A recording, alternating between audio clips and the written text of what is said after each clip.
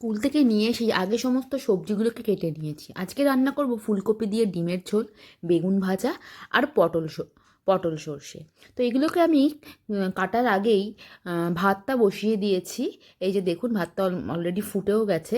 আর এদিকে আমি ডালটা ভালো করে ধুয়ে ডালটাকেও বসিয়ে দিয়েছি।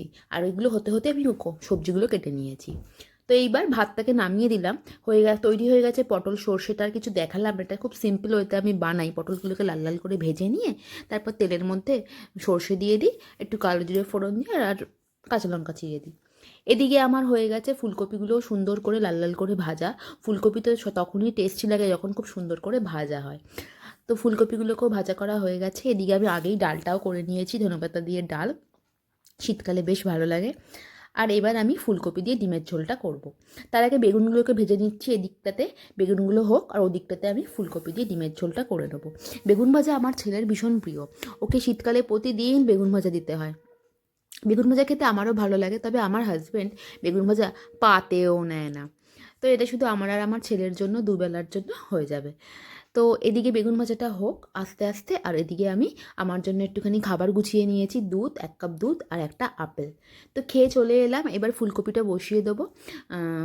তেলের মধ্যে তেজপাতা আর গোটা গরম মশলা ফোড়ন দিয়ে দিয়েছি। এবার পেঁয়াজগুলো দিয়ে দিচ্ছি, খুব কুচি কুচি করে কাটা।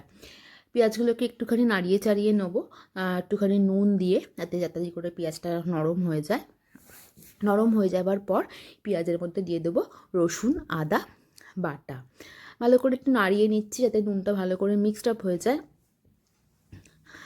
আস্তে আস্তে করে হয়ে গেছে। এবার দুটো কাঁচা লঙ্কা দিয়ে দিলাম। কাঁচা লঙ্কা কমই দিলাম, কারণ আমার ছেলে আবার বেশি ঝাল খেতে পারে না, কিন্তু আমার আবার ভীষণ ঝাল খাবার ভালো লাগে। আমার হাজব্যান্ডও আবার বেশি ঝাল খায় না।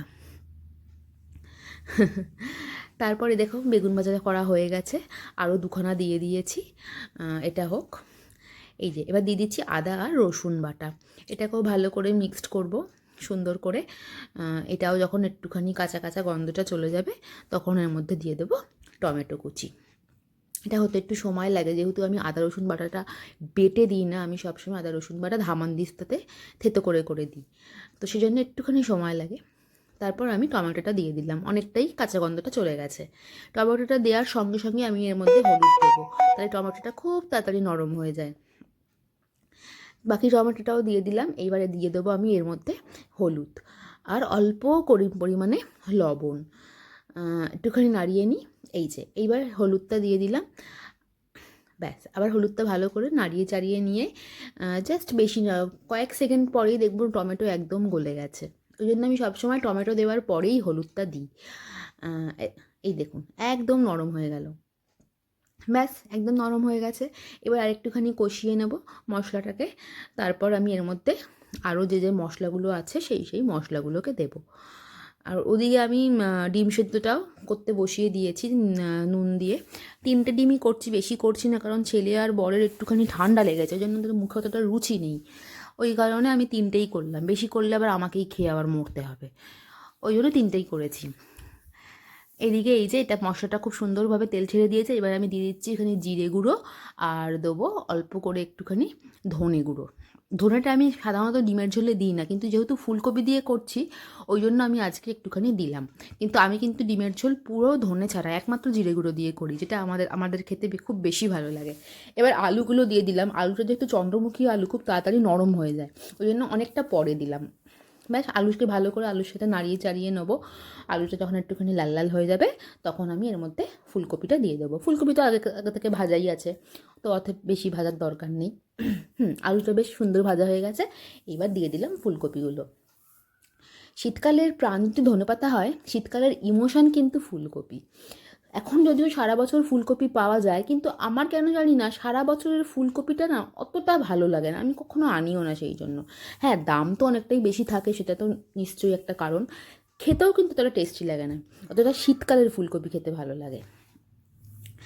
তো সুন্দর করে হয়ে গেছে। এবার আমি দিয়ে দেবো এর মধ্যে জল। আমরা একটুখানি ঝোল ঝোল খাবার খেতে বেশি ভালোবাসি, সেই জন্য আমি জলটা একটু বেশি দেবো। আমরা গামাখো খাবারটা খুব একটা বেশি খাই না, সে যাই রান্না করি।